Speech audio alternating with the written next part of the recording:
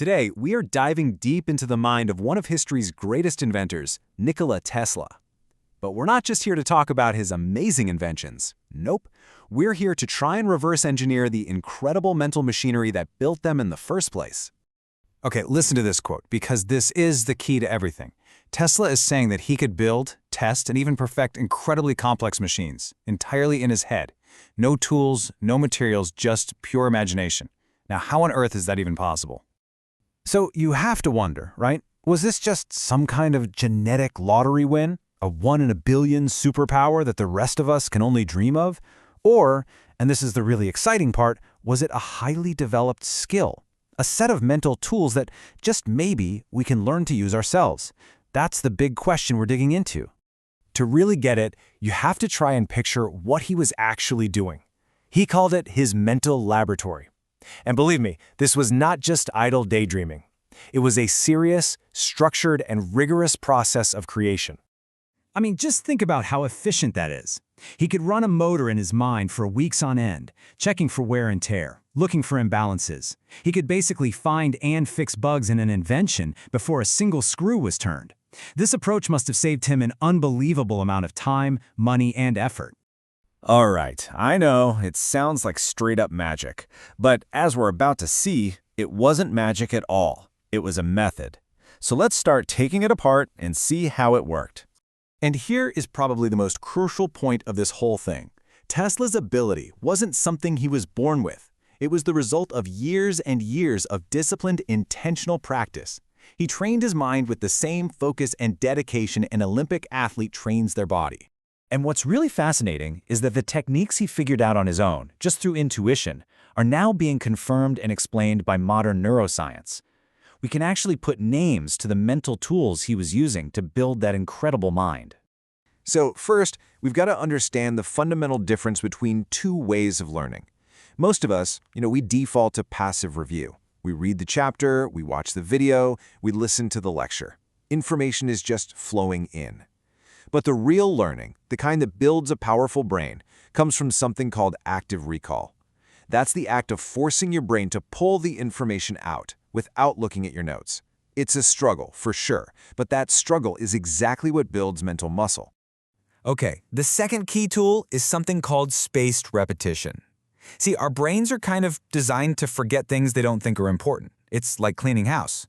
Spaced repetition is how you signal to your brain, hey, this piece of info right here, this is important. Keep it. By reviewing information at specific, ever-increasing intervals, you're fighting against that natural forgetting process and locking knowledge into your long-term memory. And here's a super simple way to picture how it works. You learn something new on day 1. The next day, you just do a quick review. Then you wait a few days, maybe to day 5, and review it again. Then maybe a week after that, and so on. Every time you pull that memory back up, you're telling your brain it matters, and you're making that connection stronger and easier to access next time. Okay, so we have these two powerful tools, active recall and spaced repetition. Now, let's connect them directly back to Nikola Tesla and see how he used them to, well, quite literally, rewire his own brain. And this table just lays it all out so perfectly. When Tesla was visualizing an entire invention from scratch in his head, what was he doing? He was performing an incredibly advanced form of active recall. When he was tweaking and improving those designs, all in his mind, he was running iterative mental simulations. And his famous ability to remember all those complex schematics? Well, that is the classic result of knowledge that's been cemented through something just like spaced repetition. And here's where it gets really mind-blowing. This goes way beyond just being good at memorizing things. When you consistently use active recall and spaced repetition, you are physically changing your brain. You're strengthening the connections between neurons, creating denser, more efficient pathways for information. You are literally, and I mean literally, reorganizing your brain's wiring. So what's the end result of all that reorganization? Well, your ability to reason gets faster. You can connect and combine different ideas more flexibly. And that, right there, is the foundation of creativity and innovation, being able to see connections that other people miss. It's exactly what made Tesla such a genius. So this is all really fascinating stuff, but what good is it if we can't apply it, right? So let's break down some practical steps you can take starting right now to begin architecting your own powerful mind. You can literally start doing this stuff today. Next time you learn something, close the book and just try to explain the main ideas out loud, to yourself. That's active recall. Use some simple flashcards for key ideas. Boom, spaced repetition. And instead of just rereading your notes, ask yourself, why is this actually true? That forces a much deeper level of understanding.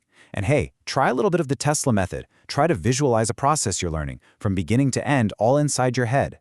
Because look, the ultimate goal here isn't to become a trivia champion. It's about transforming your mind from being just a storage closet for facts into a dynamic, powerful workshop. A place where you can assemble, test, and refine ideas to solve real, complex problems. Nikola Tesla used his mental workshop to build machines that literally changed the world.